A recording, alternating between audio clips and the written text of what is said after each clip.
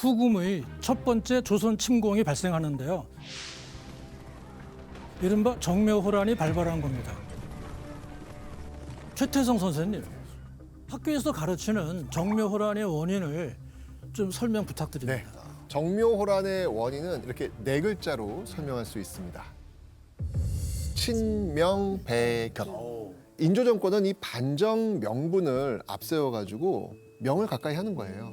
네, 그리고 이 후금을 배척하는 이 친명배금 정책을 내세우니까 당연히 후금을 자극하는 거죠.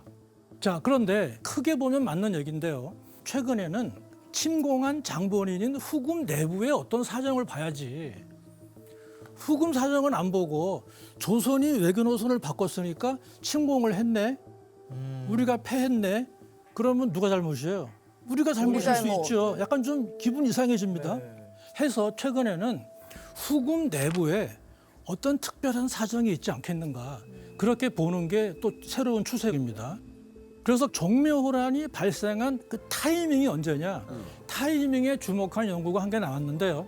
한번 특강 노트를 통해서 확인해 보겠습니다. 정묘호란으로부터 약 9년 전인 1618년. 후금 쪽에서 보면 서쪽에는 명이 있고 남쪽 압록강 밑에는 조선이 동시에 있는 겁니다. 그러니까 누르하치가 이끌던 후금도 이런 지정학적인 관계를 염두에 두고 전략을 짜야 하는 것이죠.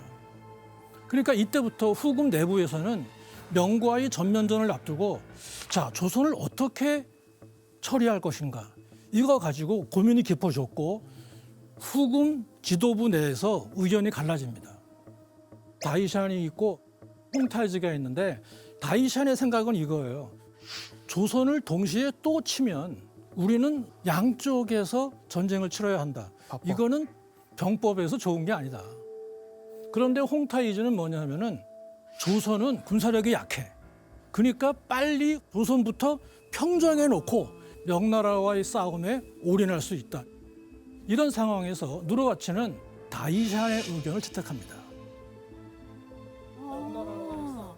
이것이 누르하치가 후금의 칸으로 있는 동안에 후금이 조선을 침공하지 않은 결정적인 이유인 것이죠.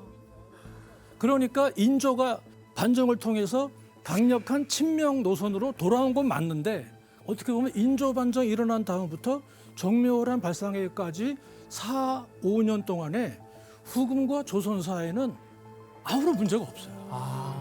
왜 후금이 압력을 가해오지 않으니까. 맞아요. 후금의 모든 신경은 명나라한테 가 있어요.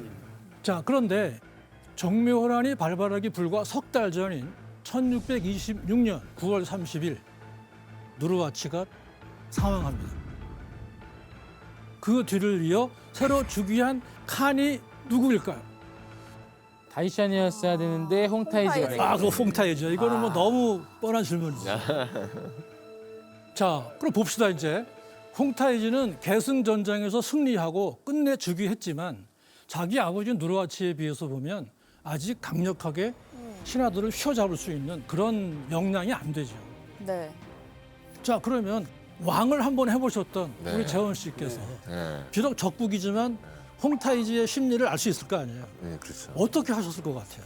그때 당시에 내부에 문제가 생겼을 때 시선을 외부로 이제 돌리는 거죠. 맞아. 근데 이제 그때 홍타이지가 그 전부터 주장해왔던 것이 있었어요. 조선 침략. 공공의 적을 하나 만드는 거죠. 그렇게 홍타이지가 칸이 된 직후 1627년 1월 그 홍타이지가 조선 원정 출정 명령을 내립니다. 당시 서부전선에 있던 후금 군대가 6만 명 정도로 봅니다. 그중에 3만 명을 조선을 침공하게 하는 겁니다. 그렇게 1월 13일 얼어붙은 압록강을 건너서 의주성을 함락시켜버립니다. 계속 파죽지세로 남하하던 후금군은 1월 23일 평양까지 도착합니다. 빠르다. 자, 이렇게 조선의 방어선이 거듭해서 뚫립니다. 결국 인조 조정은 강화도로 피난을 가죠. 바로 조선의 운명이 바람 앞에 등불처럼 위태로운 바로 이때 후금군은 조선에 뜻밖의 제안을 합니다. 딴딴딴 친구 할래? 친구. 그러니까 침략은 했지만 친구 하려고 침략한 거였어 이런 느낌으로. 싸우고 나서 예. 야 이게 서로 야 그래. 아, 이름 정답입니다. 정답이 정확히 해야 되는데. 정확하게. 당시 그 후금의 요구를 직접 들으신 우리 인조 재원 씨께서 말씀해 주시죠. 명나라하고 국교를 이제 단절하고 그다음에 후금하고 형제를 맺자는 거였었습니다. 그렇죠. 오랑캐국이었던 후금을 형으로 조선이 아우로 그것도 정해줬어요? 정해졌죠. 그러니까 말만 화친이지 힘센 애가 나타나서 동현 씨 같은 사람이 이제 조나단 씨한테 야 우리 형제하자 이러면은 사실 조나단 씨 입장에서 무서울 수 있잖아요. 그거 예시가 아니라 현실이라서 예시 얘기해줘 예시. 현실이라서. 예시. 자, 그런데 최태동 선생님. 네. 이런 조건 때문에 당시 조선에서 엄청난 문제가 발생하죠. 맞습니다. 처음부터 오랑캐와의 화친은 어불성설이었어. 이제 우린 저들에 맞서 끝까지 항전해야 할 것이오. 바로 척화. 후금에 맞서 끝까지 싸우자는 이 척화론이 거세게 나왔던 것이죠. 그리고 바로 이 척화와 대립하는 의견이 전쟁을 피하고 화해하거나 평화롭게 지내자고 주장했던 주화론이었습니다. 여기서 이제 우리가 앞에서 배경으로 공부했던 명과 조선의 관계가 나오는데요. 명과 조선의 군부 신자 관계는 영원해야 하는 불변의 진리이자 기본 원리입니다. 바로 이 때문에 척화를 주장하는 이들은 후금과의 강화를 오랑캐에 대한 실질적인 항복으로 규정을 해버립니다. 그러니까 이거는 명나라와 우리와의 그 관계를 생각해 볼 때 인간이라면 참 할 수 없는 일이죠. 그러니까 화친하자고 주장한 신하들은 전부 참수해버리자 이런 극단적인 상소까지 올립니다. 당시 이런 주전론, 주화론, 한복판에 있었던 인조였던 재원 씨 네. 어떻게 하셨어요? 그때 그 연기했던 게 생각나는데 진짜 인조도 이러지도 못하고 저러지도 못하는 진퇴양난의 상황이었거든요. 근데 누가 봐도 전쟁의 양상이 후금으로 기울어졌기 때문에 사실 주화를 외치는 게 사실 맞는데 여론 전체가 척화했기 때문에 만약에 인조가 주화를 외치게 되면 광해군처럼 끌어져 내려갈 수가 있으니까 자리가 위험하잖아요. 맞네. 그게 무서워서. 그러니까 이때부터 이제 변명을 하죠. 어떤? 진짜 화친하려는 게 아니고 전쟁을 빨리 끝내기 위한 하나의 임기응변의 계책일 뿐이다라고 하면서 이제 계속해서 변명 아닌 변명을 계속 이제 늘어놓게 됩니다. 그렇죠. 인조도 당연히 화친하고 싶었죠. 그렇지만 그렇다고 해서 화친을 대놓고 공개적으로 밀어붙일 수가 없었던 기막힌 상황이죠.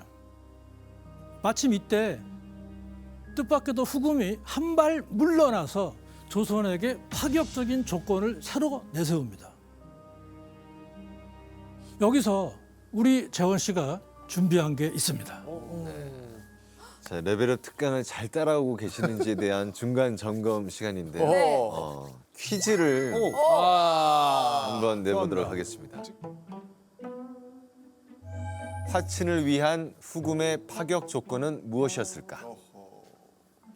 정답. 아버지와 아들이 되자. 더 안 좋은 거죠.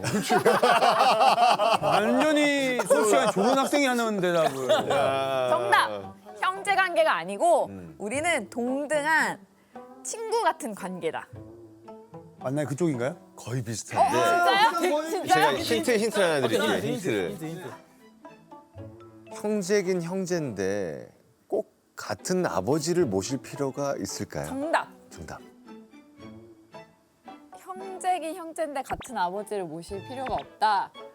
아, 정답하고 생각하시는 거 같아요. 정답을 모르는 거잖아요. 잡아주는 일단. 정답.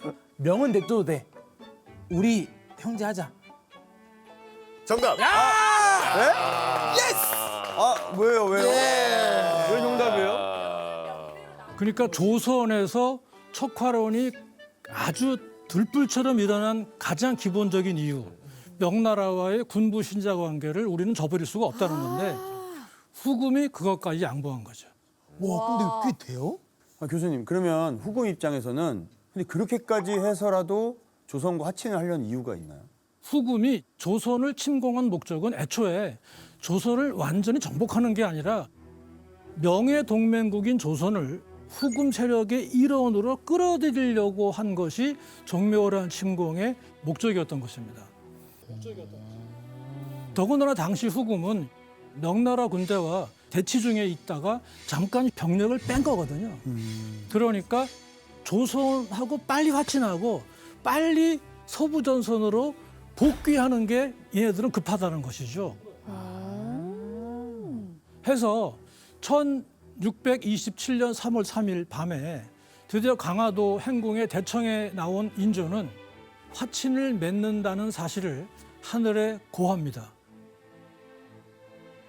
이후 조선 신료들과 후금 사신들도 흰 말과 검은 소의 피를 함께 마시며 두 나라가 형제가 됐음을 맹세했습니다.